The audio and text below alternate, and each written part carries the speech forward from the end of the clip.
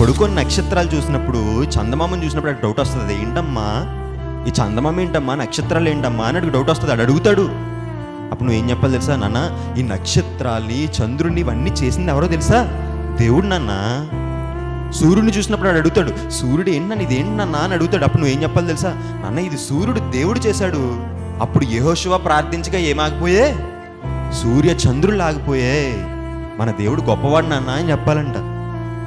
అందుకే దేవుడు చెప్పాడు, కూర్చున్నప్పుడు, నడిచేటప్పుడు, పడుకున్నప్పుడు, నిద్ర లేచినప్పుడు కూడా ప్రతిసారి మనం ఎప్పుడైతే దేవుని పిల్లలకి వాక్యాలు నేర్పిస్తూ ఉంటామో వాడు ఎన్నడూ తొట్టిల్లాడంటే. అదే మనం మొదట చదువుకున్నాం. బాల్య దినములందు వాడికి ఏం చేయాలి? నువ్వు వాక్యాన్ని నేర్పితే వాడు యవ్వన దశకు వచ్చిన తర్వాత తప్పిపోకుండా ఉంటాడు. ఇప్పుడు మీరు బాగా ఆలోచించండి, చిన్నప్పటి నుంచి వాడికి నేర్పిస్తూ ఉంటే ఖచ్చితంగా పాపాలు చేసే అవకాశాలు ఉంటాయంటారా? అరే పాపం చేస్తే నువ్వు ఈరోజు తప్పు చేస్తున్నావురా, తప్పు చేస్తే నేను చూడకపోవచ్చు, డాడీ చూడకపోవచ్చు, కానీ ఎవరు చూస్తారు? దేవుడు చూస్తాడు. Subscribe for more content.